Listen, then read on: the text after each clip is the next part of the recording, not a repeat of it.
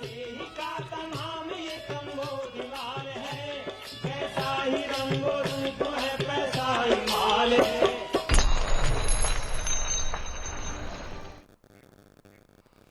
नमस्कार, मनी 9 के पसंदीदा कार्यक्रम मनी सेंट्रल में आप सभी का स्वागत है। मैं हूं विपुल सिंह।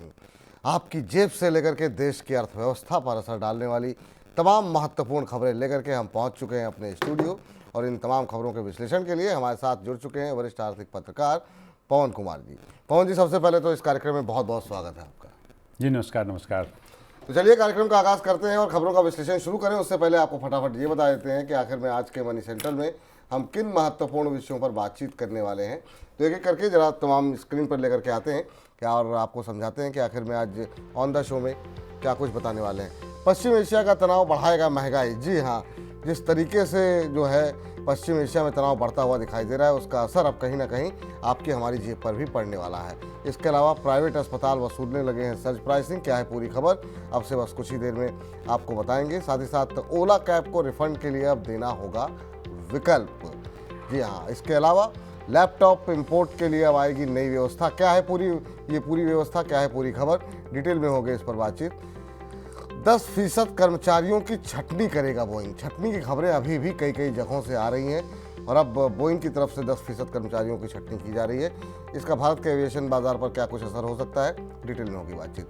और आखिर में बात होगी मनरेगा में बदलाव की हो रही है तैयारी, किस तरीके का हो सकता है बदलाव, ये भी आपको बताएंगे। लेकिन आज की सबसे महत्वपूर्ण खबर रहेगी, वो रहेगी महंगाई को लेकर के। इस पर आज डिटेल में हम बातचीत करेंगे। महंगाई दर के आंकड़े निकल करके आए हैं, उस पर भी हम बातचीत करेंगे। लेकिन उससे पहले जरा पश्चिम एशिया के तनाव की बात कर लेते हैं।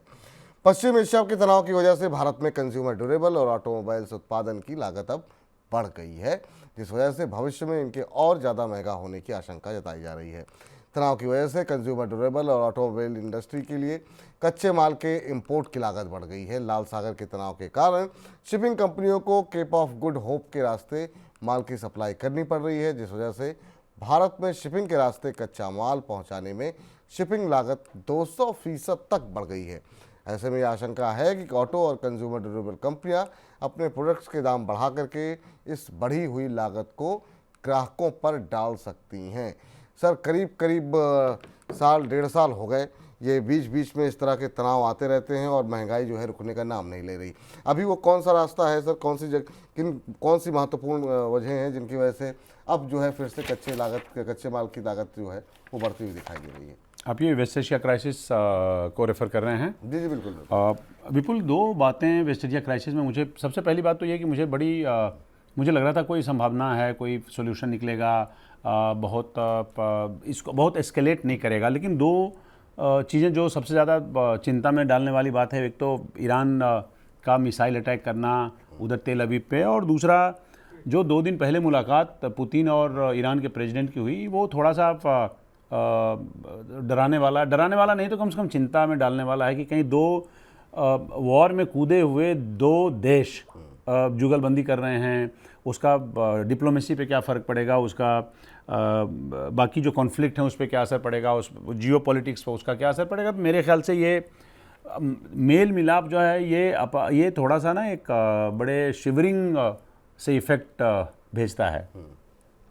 जो बात आप कह रहे थे कि अभी क्या हुआ है कि पिछले 9 दिन में या कम से कम पिछले 1 महीने में जो घटनाएं हुई हैं, उससे रेड सी क्राइसिस जिसके ऑलरेडी हम लोग भुक्तभोगी हैं, जिसमें शिप्स को उसका कॉस्ट बढ़ गया है, वो केप ऑफ गुड होप के ज़रिए आना पड़ रहा है, जो ऑटो कंपोनेंट्स है उस पर उसका असर पड़ रहा है, जो चिप हम लोग जो इंपोर्ट करते हैं अलग अलग, आप टेलीविज़न में लगाते हैं, आप मोबाइल में लगाते हैं, फिर उसके बाद कारों में आजकल उसका इस्तेमाल बड़े पैमाने पे होता है। तो ये सब आइटम्स जो देख रहे हैं ये महंगा हो गया। महंगा 2 वजहों से हुआ, एक तो लंबा रास्ता लेकर आता है, दूसरा ऐसे कंपोनेंट हैं जो वॉल्यूम में हाई हैं, वॉल्यूम में लो हैं, लेकिन वैल्यू में हाई हैं, वो एयरक्राफ्ट के ज़रिए जा रहा है, तो वो भी महंगा हो गया है। कि जैसे कल को वो जाता था समुद्री मार्ग से तो कम पैसे देने पड़ते हैं, उसके ज़्यादा पैसे देने पड़े। उस सूरत में आप ऑलरेडी, हाँ, तो मैं ये कह रहा था कि अब जो दिक्कत आएगी वो ये कि ऑलरेडी ऑटो से जो कंपोनेंट्स की जहाँ तक बात है, ऑटो के महंगा होने की बात, ऑलरेडी 4-5 महीने से आप देख रहे हैं ये मार्केट बहुत स्लम्प है, स्लो डाउन वहाँ पे है। तो ये यहाँ से क्या रिकवरी होगी या यहाँ से, और अगर यही हालत रही तो फिर इसको तो और, क्यों दिक्कत आनी चाहिए, महंगा होगा, और महंगा होगा तो जिनको खरीदना है वो और नहीं खरीदेंगे, तो उस वजह से और स्लो डाउन आएगा। ये ज़्यादा बड़ी चिंता की बात है। और कंज्यूमर ड्यूरेबल्स में तो अभी आप देख रहे थे, आंकड़ों की बात कर रहे थे कि जो फेस्टिव सीजन में थोड़ी सी बेहतरी है, पर वो बेहतरी वर्तमान रहेगी आगे चल के ईयर एंड की तरफ और early part of the next calendar year की तरफ, या फिर उसमें से थोड़ा और महंगा होगा। महंगा होता है उसके डिमांड का क्या होगा। देखिए प्रॉब्लम क्या होती है कि जब आप कोई चीज़ महंगा होता है तो आप वहाँ पे पैसा नहीं लगाते हैं, तो दूसरी जगह से भी एक्चुअली आप पैसा बचा के करते हैं, तो डिमांड ओवरऑल उसके भी बड़े रिपल इफेक्ट होते हैं, डिमांड स्लो होता है। ये महत्वपूर्ण बात आप कह रहे हैं। और इसके अलावा आने वाले दिनों में सर जो दिवाली को लेकर के तमाम उत्साह बना हुआ था, वो मुझे लगता है कि कहीं इस तरह की चीज़ों से कहीं ठंडा ना पड़ जाएगा। नहीं, अभी तो देखिए दिवाली में तो खैर अब दो हफ्ते रह गए हैं, तो जो सिचुएशन अनफोल्ड करते करते तब तक दिवाली आ जाएगी, तो वो शायद उसके बाद आपको असर दिखेगा जब ये पूरा फेस्टिवल सीजन जब ख़त्म होगा। खासकर इंडियन कॉन्टेक्स्ट में हम बात कर रहे हैं, तो आपको ज़्यादा इसका इम्पैक्ट दिखाई देगा। चाहे कंज्यूमर ड्यूरेबल्स की बात करें, चाहे आप ऑटो कंपोनेंट्स की बात करिए, तो ये एक क्यों उस वजह से जियो पॉलिटिक्स की वजह से ये वाला एरिया जो है अभी थोड़ा कंसर्न से भरा हुआ है। ठीक, तो अभी फिलहाल जो है महंगे ऑटो, महंगे कंज्यूमर ड्यूरेबल से आपको राहत फिलहाल मिलती हुई नहीं दिखाई दे रही है। अगर महंगा नहीं हुआ तो कम से कम सस्ता तो होने की गुंजाइश फिलहाल के लिए छोड़ दीजिए। ये इस खबर के मायने आपकी जेब के लिए हैं। इधर प्राइवेट अस्पताल में इलाज कराना अब और महंगा हो गया है। इलाज का बिल बढ़ाने के लिए अस्पतालों की तरफ से कई नए तरीके अपनाए जा रहे हैं। रिपोर्ट के मुताबिक कुछ अस्पताल इस तरीके से अपना रहे हैं जिस तरह के तरीके सर्ज प्राइसिंग के नाम पर कैब रेगुलेटर कंपनियां अपनाती हैं। ऑपरेशन थिएटर में डिसइंफेक्शन फीस से लेकर के पीक चार्जेस तक वसूले जा रहे हैं। अस्पतालों की तरफ से वसूले जा रही ज़्यादा फीस से बीमा कंपनियों पर भी बीमा भुगतान का बोझ बढ़ गया है और बीमा इंडस्ट्री अब अस्पतालों के साथ मिलकर के उपचार की लागत तर्कसंगत करने पर काम कर रही है। इसमें दो सवाल निकल के आते हैं सर। एक तो ये कि ये एक ऐसी इन्फ्लेशन है जिसके बारे में बहुत कम बात होती है, लेकिन ये इन्फ्लेशन और एजुकेशन की इन्फ्लेशन, ये दो इन्फ्लेशन ऐसी है जो जिससे कि हर मध्यम वर्ग जो है परेशान है। दूसरा, ये जो बीमा कंपनियां हैं वो किस तरीके का बीच का रास्ता निकालने की कोशिश करेंगी, और ये जो ओला के तर्क पर जो है जो सर्जिंग प्राइस वाला मामला है, इसको ज़रा समझाइए हमारे दर्शकों को।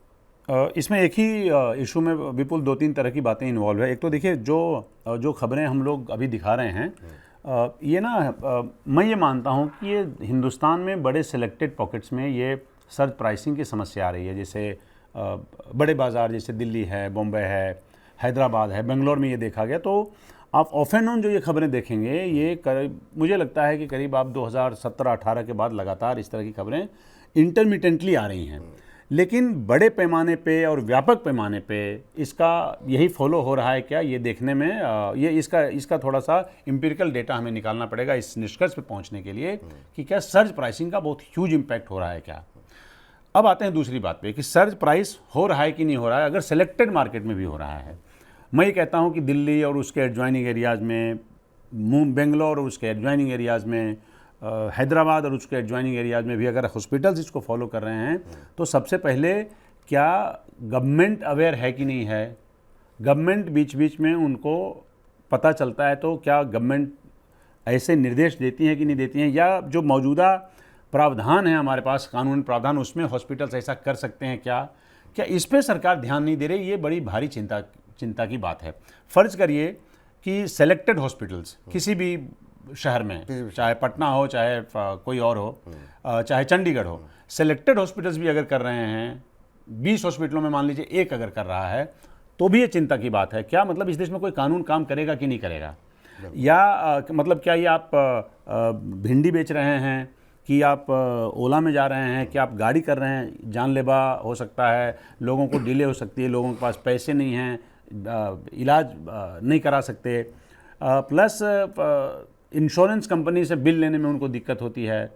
तो ये सारी समस्याएं आ रही हैं। तो मुझे तो सर्ज प्राइस पहले तो ये कानूनन है कि नहीं, आप कर सकते हैं, नंबर एक। नंबर दो, आप कर सकते हैं कि ऐसा नहीं कर सकते हैं, और नहीं कर सकते हैं और या कर सकते हैं तो उसके खिलाफ कानूनी कार्रवाई सरकार किस स्तर पर ले रही है, ये ज़्यादा ज़रूरी है जानना, बजाय इसके जानने की केवल सर्ज प्राइसिंग बीच बीच में जो हॉस्पिटल्स हैं वो उसको फॉलो कर रहे हैं। क्योंकि जैसा आपने कहा ना, 20 में से अगर एक भी कर रहे हैं और अगर ये मॉडल सफल होता है तो बाकी भी उसको फॉलो करेंगे फिर, क्योंकि उनको पता है कि अभी तक कोई एक्शन इन पर लिया नहीं जा रहा है, तो फिर तो ये परंपरा ही बन सकती है। पैसे सबको देखिए, ये जनरली उन जगहों पे हो रहा है, आप डॉक्टर से बात करेंगे तो आपको कंफर्म करेगा, जनरली उन जगहों पे हो रहा है जहाँ पे पेशेंट जो पेशेंट्स हैं उसका अवसर ज़्यादा है, और उस डिपार्टमेंट में खासकर जहाँ पे इकट्ठे जैसे मान लीजिए ओपीडी में जो इमरजेंसी केसेस हैं, इमरजेंसी केसेस में जैसे अच्छा, दूसरा एक और इन सब बीमारियों, इन सब प्रॉब्लम्स के अलावा आपको 2-3 बीमारी को क्लब कर देते हैं और उसके बाद उसका पैसा ज़्यादा बढ़ा के आपको बोलते हैं। जब आपको ज़रूरत है एक डिजीज़ के टेस्ट की, आपको 3 डिजीज लिख देंगे, ज़्यादा पैसा चार्ज करेंगे। सो प्राइस सर्जिंग और ओवर चार्जिंग, ये सारे प्रॉब्लम्स हैं। ऑलरेडी जो इंश्योरेंस कंपनी हैं उनको सेटल करने में बिल को ऑलरेडी दिक्कत हो रही है। जहाँ 2 दिन में सेटल होना है वहाँ 5 दिन में सेटल, तो अल्टीमेटली कंज्यूमर्स को दिक्कत आ रही है। कंज्यूमर को दिक्कत आ रही है। सरकार को इस तरफ देखने की आवश्यकता है, क्योंकि ये जीवन और मृत्यु से जुड़ा हुआ मामला है।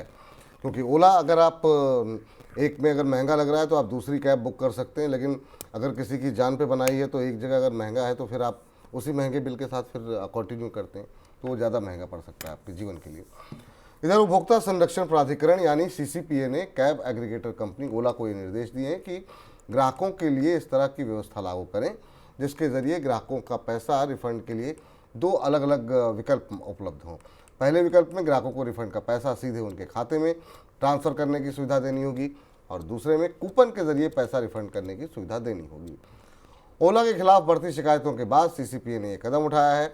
इसी महीने 1 से 9 अक्टूबर के दौरान उपभोक्ताओं ने ओला के खिलाफ 2000 से ज़्यादा शिकायतें दर्ज कराई हैं। ओला शब्द में ही हम देख रहे हैं कि अब काफ़ी समस्याएं होने लगी हैं। ईवी को लेके पहले ही शिकायतें थी, अब ये नई मुसीबत आ गई है। सर, क्या दिक्कत है ये? इसमें विपुल क्या हुआ होगा, मतलब मैं थोड़ा मजाक के तौर पे बात कह रहा हूँ कि उन लोगों ने भी शिकायत की हुई जिनको लगा होगा कि पहले ओला पे शिकायत का कोई असर नहीं पड़ता है, तो अब क्योंकि सीसीपीए ने उनको नोटिस दिया हुआ है तो लिहाजा हम भी अगर ओला के खिलाफ कोई शिकायत करेंगे तो वो रजिस्टर होगा। और आप तारीख देखेंगे तो मैं किसी निष्कर्ष पर नहीं पहुंच रहा हूं, पर आप अगर तारीख देखिएगा तो वो कोइंसाइड कर रहा है, तो उसका असर रहा होगा। आपका सवाल क्या था? मेरा सवाल 2 था सर, कि मतलब ओला के लिए क्या बुरा वक्त जो है एक तरीके से चल रहा है, तो ईवी का मामला चल रहा था, ये हो गया, और ये इस खबर के मायने क्या है, ये जो खबर आई है? देखिए, उनके लिए बुरा वक्त है, उसकी ज़्यादा चिंता इस देश में नहीं करनी चाहिए। उनके जो उपभोक्ताओं का बुरा वक्त ना आए उस पर ध्यान देना चाहिए सरकार को। सरकार का काम ये है, जो प्रेशर ग्रुप है उसका काम ये है। उनका बुरा वक्त इसलिए नहीं आएगा क्योंकि वो प्रॉफिट कमा रहे हैं, उनका बुरा वक्त इसलिए नहीं आएगा कि वो बड़े धंधे में हैं, उनका बुरा वक्त इसलिए नहीं आएगा क्योंकि वो एक मजबूत लॉबी का हिस्सा है, उससे बिलोंग करते हैं। तो उनका बुरा वक्त आएगा नहीं, जो इसका बुरा वक्त है उसको एड्रेस करिए। उसको एड्रेस कैसे करेंगे? तो अब आपने बोला कि साहब उनका कूपन जो है दीजिए, आप उनका जो पैसा आपने लिया है वो वापस करिए। ये क्या करते हैं पूरी दुनिया में, आप घूमिएगा मेजॉरिटी ऑफ द कंट्रीज़ में। हमारे यहाँ तो लगता है ऐसे कोई कानून ही नहीं। हम लोग इंतज़ार करते हैं, एक सिस्टम के नाम पे हम इंतज़ार करते हैं कि जब तक कंप्लेन नहीं आएगा तब तक हम सिचुएशन को बेहतर नहीं करेंगे, तब तक हम कानून को बेहतर नहीं करेंगे। आप यूरोप में जाइए, मध्य यूरोप के देशों में, आप जो उबर करेंगे उसका पता है ड्राइवर का एड्रेस आता है, आपको कोई ड्राइवर धमकी नहीं दे सकता कि मैं तो आपके घर पे आ जाऊंगा, जैसे यहाँ पे ड्राइवर धमकी दे देता है। ड्राइवर यहाँ कहाँ से आ रहा है उसको नहीं पता है। ड्राइवर आप कहाँ से गाड़ी कर रहे हैं उसका एड्रेस नहीं होता, आप कहाँ जाएगा उसका एग्जैक्ट एड्रेस नहीं होता। तो अब जो इन्होंने गाइडलाइंस, अभी जो इन्होंने नोटिस दिया उसमें ये सारे इन्वॉल्व हैं। जो ड्राइवर कहेगा हमें पता ही नहीं, मैं तो उस इलाके में नहीं जाता हूँ, आप बाकायदा एड्रेस पहले से डिस्प्ले करिए। अभी उबर आपको मेल भेजता है, उबर भी पहले ही नहीं करता था, उबर आपको मेल भेजता है कि आपका रिसीट इतना हुआ है इससे। क्या इस बात को, मतलब ये सरकार का जब आप सरकार कह रही है ये सब अनफेयर ट्रेड प्रैक्टिसेस है, अब ओला को लाइन पे आ जाना चाहिए। तो हम ये कह रहे हैं कि क्या इस बात का इंतज़ार कर रहे थे हम लोग कि कंज्यूमर जब चिल्लाए, जब उसको परेशानी हो तभी हम एक्शन लेंगे, या हमारे पास कोई एक ऑटोमेटेड सिस्टम है जो अपने आप एक्शन लेने के लिए विवश करता है? बिल्कुल, ये काफ़ी महत्वपूर्ण बात है। हाँ, तो अब ओला का देखा है आपने, तो जब आप एक ही कंपनी के अलग अलग एक्टिविटीज़ में सब कोइंसाइड कर रहा है, तो यहाँ पे एक पैटर्न है ना। तो जब पैटर्न है तो उसका सॉल्यूशन निकालना पड़ेगा आपको, इसका मतलब कहीं गड़बड़ है। बिल्कुल। इस बीच ईरान से अवैध तरीके से तेल सप्लाई के लिए अमेरिका ने एक भारतीय कंपनी सहित दर्जन भर कंपनियों के खिलाफ आर्थिक प्रतिबंध लगा दिया है। प्रतिबंध का सामना करने वाली कंपनियां ईरान से तेल खरीदने वालों को तेल की सप्लाई कर रही थीं। ईरान के ऊपर अमेरिका ने पहले से आर्थिक प्रतिबंध लगा रखे हैं, लेकिन प्रतिबंधों की नई खेप उस समय लगाई गई जब ईरान ने हाल ही में इजराइल के ऊपर मिसाइल हमले किए। नए प्रतिबंधों के बाद उन सभी कंपनियों को निशाना बनाया गया है जो ईरान के साथ किसी भी तरह का व्यापार कर रही हैं। सर, ये अमेरिका की तरफ से तो ईरान के खिलाफ लंबे समय से एक्शन लिया जा रहा है, लेकिन इस बार भारतीय कंपनी पहली बार निशाने पर आई है। इसको कैसे देखेंगे आप? विपुल, इसमें एक तो जिस इलिजिटिमेट तरीका होता है ऐसे सिचुएशन में तो भी ईरान को झेलना पड़ रहा है। दूसरा एक तो लेजिटिमेट जिसमें जो आपके यहाँ से धंधा कर रहा है उसको मना किया जाता है। इसमें एक घोस्ट शिपिंग जिसको बोलें या फ्लीट जिसको बोलते हैं, घोस्ट फ्लीट की मदद लेते हैं।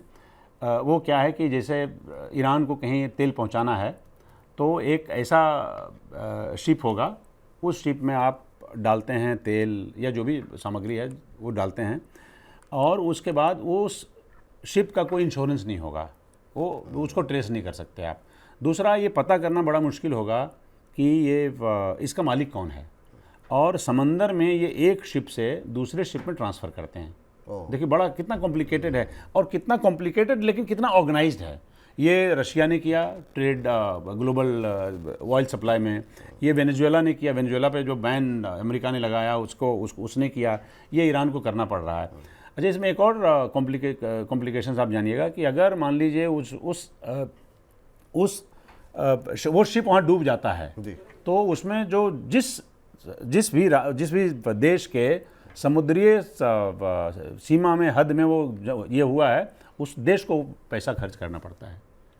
तो और लेकिन अगर आप ट्रेसेबल हैं, आपका नाम है, मालिक का नाम है, इंश्योरेंस है, तो उसका खर्चा आपको देना पड़ेगा। तो यह है बड़ी खतरनाक। तो ऐसे में जो अभी खासकर जो ईरान ने मिसाइल हमले किए हैं उसके बाद जो बैन लगाएगा, उसमें हमारे यहाँ की एक कंपनी है, उसमें और भी सारी कंपनी, उसमें सूरीनाम की कंपनी, उसमें और बाकी देशों की कंपनी है जिसके ऊपर ये बैन लगा है। इसका मैं इसमें सिर्फ इतना देखता हूँ कि ये जो इस तरह से ट्रेड करने की परंपरा ये बहुत सालों से चल रही हैं। हमारे यहाँ के कंपनी इसमें शिरकत करेंगे कि नहीं करेंगे वो देखना पड़ेगा कि कितना संभव हो पाएगा वगैरह वगैरह। लेकिन इस बात का एक संकेत है कि ईरान के खिलाफ जो सैंक्शंस हैं उसमें किसी भी हद तक उसको पालन करने में अमेरिका जा सकता है। ठीक, इसमें एक छोटा सवाल ये कि जो सैंक्शन लगाया गया है, प्रतिबंध लगाया गया है भारतीय कंपनी पर, इसका ओवरऑल भारत के ऊपर कोई असर पड़ेगा, खास तौर से जो हम क्रूड इंपोर्ट कर रहे हैं? आपको लगता है छोटी कंपनी है, बहुत ज़्यादा असर इसका कोई पड़ने का नहीं? देखिए, क्रूड इंपोर्ट अभी अगले 4-5 दिन आप देखिए, जैसे मैं आपको भी कह रहा था कि जो मुलाकात हुई है ईरान के राष्ट्रपति से पुतिन की, वो उसमें क्या खिचड़ी पक रहा है, क्या कैसे सिचुएशन अनफोल्ड करेगा अगले 1-2 वीक में, वो ज़्यादा इम्पोर्टेंट है बजाय कि बाकी इस एक शिपिंग लाइन के एक किसी शिप को पकड़ लेने से हिंदुस्तान में उस पर प्रतिबंध लगाने से बाकियों पे क्या। बट ये है कि थोड़े अलर्ट लोग रहेंगे, पर दूसरे और तरीके भी निकाले जाएंगे, ये भी मैं आपको बता ही देता हूँ। ठीक, ओके, बिल्कुल। इस बीच रिजर्व बैंक की तरफ से अक्टूबर के दौरान पॉलिसी दरों में कटौती नहीं किए जाने की वजह सामने आ गई है। खाद्य महंगाई बढ़ने की वजह से सितंबर के दौरान महंगाई दर अचानक से बढ़ गई। शायद इसी को भांपते हुए रिजर्व बैंक ने रेपो रेट में बदलाव नहीं किया। खाद्य महंगाई बढ़ने की वजह से सितंबर के दौरान रिटेल महंगाई दर बढ़कर के 5.49% तक, जी हाँ 5.49% तक पहुंच गई। अगस्त में ये दर 3.65% थी। सितंबर में महंगाई दर में हुई अचानक बढ़ोतरी की वजह से अब दिसंबर में भी पॉलिसी में रेपो रेट घटने की उम्मीद घट गई है। सर, फूड इन्फ्लेशन ने ओवरऑल इन्फ्लेशन के नंबर्स को जो है वो गड़बड़ कर दिया है और अब कंफर्ट जोन से बाहर महंगाई दर के आंकड़े आरबीआई पॉलिसी के हिसाब से निकलते हुए दिखाई दे रहे हैं। आप कैसे ये इसमें विपुल देख रहे हैं? आरबीआई में भी देख रहे थे, ये आप नोएडा में भी देख रहे थे, टमाटर आप देख लीजिए, प्याज देख लीजिए, दूसरे जो खाने के आइटम्स है वो देख लीजिए। तो ये केवल आरबीआई के गवर्नर को ही नहीं समझ में आ रहा था, हमारे यहाँ का कोई भी छोटा मोटा जो भी शॉपिंग करने जाता है, जो भी सब्जी खरीदने जाता है, उसको भी दिख रहा था। आप ज़रा निगाह डाल लीजिए, आपका वेजिटेबल में जो ओवरऑल इंक्रीज़ है वो 36% का है। आप देखिए अनाज में 7% का है, 6.84%। आप आ जाइए अंडे पे, चलिए मैं अंडे को उतना वैल्यू नहीं करता हूँ इस वैल्यू चेन में, तो अंडे 6.3% वहाँ पे है। आप फ्रूट्स में और ऑलमोस्ट 6.25% का इंक्रीज़ है। पल्स में पल्सेज में आपको करीब 9.5-10% का इंक्रीज़ है। तो आप ये जो सारे आइटम्स जिसका वेटेज है आपके फूड के बास्केट में, वो सब में देखिए तो आपको मेजर इंक्रीज़ देखने को मिल रहा है। अब कुल मिला के अब देखिएगा तो पूरा जो हमारा महंगाई का बास्केट है उसमें फूड का जो वेटेज है वो करीब 46-47% है। तो महंगाई बढ़ी है 3.65 से 5.49, तो ये बहुत ये समझ में आ रहा है। गेहूं का वही हाल है, आप देखिएगा सीरियल्स में, जब गेहूं महंगा होगा तो आपकी रोटी महंगी होगी, ब्रेड महंगा होगा, फिर उसके बाद बिस्किट्स महंगे होंगे, बिस्किट के बाद आप पास्ता महंगा होगा, उससे बर्गर खाते हैं लोग, वो पूरा चेन में दिखेगा।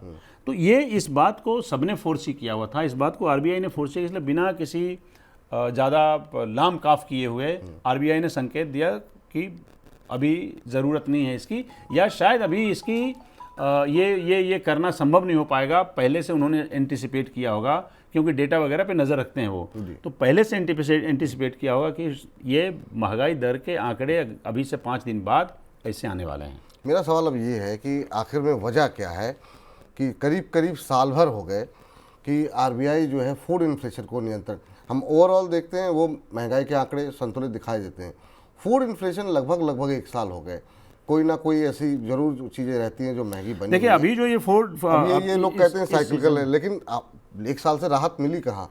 कुछ ना कुछ तो लगातार उसमें और आंकड़े देखने पड़ेंगे विपुल। अभी देखिए ये आंकड़ा क्योंकि अभी तुरंत आया है, हम लोग आप लोग जब बात कर रहे थे, ये इसमें और चीज़ें भी देखनी पड़ेंगी। लेकिन देखिए वेजिटेबल की जहाँ तक बात है, हर सीज़न में वेजिटेबल आपको थोड़ा बहुत स्पाइक उसमें मिलेगा, क्योंकि वेजिटेबल्स के ढोने में, ट्रांसपोर्टेशन में और जो सड़ने की उसकी जो रफ्तार है वो बहुत हो जाती है। तो वैसे ही आप देखिएगा कि मानसून सीज़न में वेजिटेबल्स के प्राइस थोड़े आपको एलिवेटेड मिलेंगे, लेकिन इस हिसाब से कि जहाँ पे जो ऐसे नहीं होता कि प्याज 80 रुपये किलो मिलने लग जाए, हर मानसून में नहीं होता। बिल्कुल, टमाटर 120 रुपये हो जाए, प्याज अगर 30 का मिल रहा है तो ज़्यादा वो 40 का होगा। बट लेकिन अभी प्याज देख लीजिए आप, टमाटर देख लीजिए, तो ये मानसून के अलावा इसमें और सप्लाई कॉन्स्टेंट्स हैं क्या, वो देखना पड़ेगा। ये इसकी वजह केवल मानसून है, मुझे ऐसा नहीं लगता है। ठीक, और इसकी वजह से क्या इस साल ये मान के चलें कि पॉलिसी में रेट कट कैंसिल हो सकता है और अब 2025 का इंतजार करना? अभी अब देखिए इसमें नहीं, मैं ये मानता हूँ कि जैसे ये 5.49 है, ये पॉलिसी रेट में कट आप तभी देखिएगा जब ये प्रीवियस लेवल पे पहुंच जाएगा 3.65 पे। 4% से नीचे कुछ भी होगा कंफर्टेबल होगा, तो उस सूरत में पॉलिसी रेट कट संभव है। लेकिन अगर ये बना रहेगा, ये 5.49 और 5 पे भी आ जाएगा, 5 से नीचे बहुत नीचे जाने पे होगा, 5 के आसपास ये 4.75 भी रहेगा तो भी मैं कोई बदलाव की गुंजाइश नहीं देखता। नहीं, चल। इस बीच हवाई जहाज बनाने वाली अमेरिकी कंपनी बोइंग ने दुनिया भर में अपने 10% कर्मचारियों की छंटनी का फैसला लिया है। लगातार हो रहे घाटे को देखते हुए कंपनी दुनिया भर में करीब 17,000 कर्मचारियों को निकालेगी, साथ में अपने कुछ विमानों के उत्पादन को भी थोड़े समय के लिए रोकेगी। इस वजह से कंपनी की तरफ से जहाज़ों की डिलीवरी में देरी होने की संभावना है। एविएशन सेक्टर के लिए बहुत कम अच्छी खबरें दिखाई दे रही हैं सर। अब बोइंग ने जो है एक ले ऑफ करने का जो फैसला लिया है, कैसे देख रहे हैं? ओवरऑल दुनिया भर में एविएशन की कंडीशन बहुत अच्छी दिखाई नहीं दे रही है, भारत में तो खैर है ही है। बोइंग में विपुल पूरी दुनिया में करीब 1,71,000 लोग काम करते हैं, और उसमें यूएस में करीब आप लगा लीजिए 1,57,000 के आसपास होंगे, इसी के आसपास होगा जी। मैं ज़्यादा एक्यूरेट शायद और नहीं हो सकता। अब उसमें जब जितने लोगों की छंटनी होगी उसका अंदाज़ा आप लगाइए कितने लोग निकाले जाएंगे, तो हम मान के चलें कि 15,000 के आसपास लोग निकाले जाएंगे। बिल्कुल। तो जब 15,000 के लोग आसपास निकालेंगे तो 15,000 अमेरिका जैसी इकोनॉमी के लिए क्या छोटा मोटा नंबर है? क्या नहीं है। जिस देश की आबादी 30-32 करोड़ हो, उसमें से 15,000 लोगों को नौकरी से निकाला जाना मतलब एक बड़ा नंबर है। अब प्रॉब्लम क्या है? प्रॉब्लम इसलिए है क्योंकि बोइंग के लक्षण ठीक नहीं हैं। कायदे से अब देखिएगा एयरबस के बनिस्बत दुनिया में 2 ही बड़ी कंपनियां हैं जो एयरक्राफ्ट बनाती हैं, एयरबस और बोइंग। बोइंग में अभी लगातार पिछले 5 साल से प्रॉब्लम हो रही है, इनके हवाई जहाज़ में कोई डिफेक्ट्स हैं, इनके इंजन में प्रॉब्लम आ रही है, इंजन आप कहाँ से प्रोक्योर करते हैं ये आपकी जिम्मेदारी है, ये बोइंग समझे, आप विटनी हो या जो भी हो, ये लगातार प्रॉब्लम आ रही है, इनका लॉसेज आप देख लीजिए बिलियंस ऑफ डॉलर्स। अब इनके पास चारा क्या है? चारा यह है कि इनके पास जो कॉस्ट कटिंग, ऊपर से हड़ताल, स्ट्राइक की वजह से इनको बहुत सारी समस्या। अब हमें दिक्कत क्या आएगी, हिंदुस्तानी जो ऑपरेटर्स हैं, जो जिन्होंने इनको ऑर्डर दे रखा है, उनकी दिक्कत आएगी। क्या वो सब जो स्ट्राइक है, जो लॉसेज हैं, जो छंटनी हो रही है, ये सब एक्युमुलेट होके कहीं इनके एयरक्राफ्ट में डिले न बने? क्योंकि मान लीजिए आकाशा एयर है या आपके पास स्पाइस जेट है, इनके सारे जो फ्लीट हैं जो काम करते हैं, या एयर इंडिया एक्सप्रेस है, उनके फ्लीट में बोइंग के एयरक्राफ्ट हैं। तो उस एयरक्राफ्ट में जिसको डिलीवर होना है, वो अगर टाइम से डिलीवर नहीं होगा तो इनका जो बिजनेस प्लान है वो गड़बड़ हो सकता है। ठीक, तो हमें डर इस बात का है। तो इसका इम्प्लीकेशन मैं हिंदुस्तानी स्पेस में ऐसा देख रहा हूँ। इस बीच केंद्र सरकार जल्द ही ग्रामीण रोजगार गारंटी योजना मनरेगा का विश्लेषण कर सकती है। विश्लेषण के जरिए पता लगाया जाएगा कि ज़मीनी स्तर पर इस योजना का कितना असर हुआ। विश्लेषण के लिए नीति आयोग की तरफ से कंसल्टेंट नियुक्त करने की प्रक्रिया शुरू कर दी गई है। नियुक्ति के बाद कंसल्टेंट 6 महीने तक योजना का विश्लेषण कर सकेंगे और उसके बाद अपनी रिपोर्ट सौंपेगा। रिपोर्ट के आधार पर योजना को ज़्यादा प्रभावी ढंग से लागू किए जाने पर काम किया जाएगा। सर, इसकी समीक्षा करने की आवश्यकता क्यों पड़ी? समीक्षा करने की आवश्यकता तो इससे पहले पड़ जानी चाहिए थी कायदे से। इस पर भी अभी 20 साल चलने दिया है। देखिए, यह सबसे पहले ऐसे समझिए, ये योजना जो है वो कांग्रेस की सरकार, यूपीए सरकार के द्वारा लाई गई थी। बिल्कुल। अब जब नई सरकार आई तो इन्होंने, आप पुराने अखबार छान लीजिए, इन्होंने कहा था कि साहब हम इसकी समीक्षा करेंगे, हम जो आधार कार्ड है, जो वो सब की समीक्षा करेंगे। जब सरकार ये सत्ता में आई तो इनको लगा कि नहीं, ये वो जगह है जहाँ पे ये ऐसी जगह है जहाँ पे ना छेड़छाड़ न की जाए, इसका बड़ा काउंटर इफेक्ट हो जाएगा।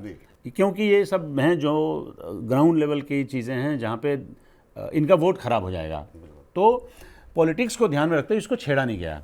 अब इसकी समीक्षा ही करना चाहते हैं। 20 साल हो गया, समीक्षा क्या करेंगे? जब आप लागू कर रहे हैं तो स्टेट गवर्नमेंट से पूछिए। समीक्षा करने के लिए कौन आएगा? बाहर से लोग लाएंगे, आएंगे। आप देखिएगा, इन्होंने मान लीजिए जो बिडिंग निकाला है उसमें नए कौन आएगा? इस देश में बड़ी बड़ी कंपनियां जो काम करती है इस देश में कौन है? डेलोइट है, मैकिन्जी है, PwC है, KPMG है, यही तो कर रहे हैं समीक्षा। आधी मिनिस्ट्री की रिपोर्टें यही तैयार करते हैं। बिल्कुल 70% काम यही करते हैं, 30% काम भारत सरकार के अधिकारी कर रहे हैं। तो यही आएंगे। कुल मिला के आप जो सैंपल लिया है आपने, उस सैंपल के आधार पे क्या इसकी विवेचना हो सकती है? अच्छा, जब पैसा नहीं दे रहे हैं किसी, फर्ज करिए वेस्ट बंगाल की सरकार को, जहाँ पे टाइम पे पैसा नहीं जा रहा है, तो वहाँ क्या समीक्षा कर लेंगे आप? किसी जगह पे मनरेगा के जो पैसे टाइम पे मिलने चाहिए वो नहीं दे रहे हैं, जो आपका एलोकेशन है वो नहीं जा रहा है टाइम से, तो ऐसे में कौन सी समीक्षा हो जाएगी? तो मैं ये कह रहा हूँ कि मतलब इतनी शुचिता रखिए कि जब समीक्षा कर रहे हैं तो उसमें पूरी ईमानदारी से करिए, तब जबकि सब चीज़ें इन प्लेस हो। ठीक सर। इस बीच केंद्र सरकार लैपटॉप इंपोर्ट के लिए नई व्यवस्था को लेकर के आ सकती है। इसके लिए इलेक्ट्रॉनिक्स एंड सिटी मंत्रालय जल्द ही इंडस्ट्री के साथ परामर्श करके दिशा निर्देशों को अंतिम रूप दे सकता है। लैपटॉप और IT हार्डवेयर इंपोर्ट के लिए नई व्यवस्था जनवरी से लागू होगी। मौजूदा व्यवस्था को सरकार ने फिलहाल दिसंबर तक के लिए रोक दिया हुआ है। सर, फिर से उसी स्थिति में हम आ गए हैं कि क्या किस तरीके से आप देख रहे हैं इसको, कि अब फिर से नई समीक्षा इसकी होने वाली है? क्या कुछ फैसला लिया जा सकता है सरकार की तरफ से? चलिए एक बार और समीक्षा पे बात कर लेते हैं। आप और हम पिछले 2 हफ्ते पहले इसी इशू पे हम लोगों ने बात की थी और उसमें हमने ये कहा था कि देखिए, जो हालात अभी चल रहे हैं उसमें कंप्यूटर से रिलेटेड जितनी कंपनीज़ हैं, जिसके नुमाइंदे हैं, सब जाकर उन्होंने सेक्रेटरी से मुलाकात की। सेक्रेटरी ने कहा कि हम ठीक है, अभी 3 महीने के लिए बढ़ाते हैं। मेरा ये मानना है कि 1 जनवरी से जो खबर आपने पढ़ के अपने व्यूअर्स को सुनाया कि 1 जनवरी से नई पॉलिसी आ सकती है, गलत तो नहीं हूँ मैं? नहीं, मैं आपको ये बता के जा रहा हूँ कि 1 जनवरी से कोई नई पॉलिसी नहीं आएगी। वो इसलिए नहीं आएगी क्योंकि अभी उसमें लगेगा टाइम। वो इसलिए टाइम लगेगा क्योंकि भारत सरकार का सिस्टम कम्बरसम है, बहुत सारे के चेक्स एंड बैलेंसेस काम करते हैं। वो अभी एक और एक्सटेंशन इसको मिलेगा, ये मिलेगा 1 जनवरी से लेकर 31 मार्च तक का। तो जो तब तक नई पॉलिसी की रूपरेखा आ जाएगी, उसके कंपोनेंट्स क्या होंगे, इंडस्ट्री अपने सजेशन दे रही है, उसको कैसे उसके माकूल बनाया जाए, तो उसके लिए 3 महीना और इनको चाहिए होगा। तो कोई भी नई पॉलिसी अगर आप जिस पे हम लोग डिस्कस कर रहे हैं वो 1 मार्च के बाद 31 मार्च के बाद आनी चाहिए। 31 मार्च के बाद आनी चाहिए। पवन जी, आज की चर्चा में आप जुड़े, तमाम खबरों का विश्लेषण किया, बहुत बहुत शुक्रिया, बहुत बहुत धन्यवाद आपका आज की चर्चा में जुड़ने के लिए। तो चलिए फिलहाल अब मनी सेंटर को तो यहीं पर समाप्त कर रहे हैं। आप लगातार लेकिन मनी 9 के साथ बने रहिए। सब्सक्राइब नहीं किया है तो जाके सब्सक्राइब कीजिए, और आपके मन में कोई सजेशन है, कोई सुझाव है, वो भी हमारे साथ शेयर कीजिए कमेंट बॉक्स में। मुझको फिलहाल के लिए इजाज़त दीजिए। नमस्कार। ऐसे ही का तमाम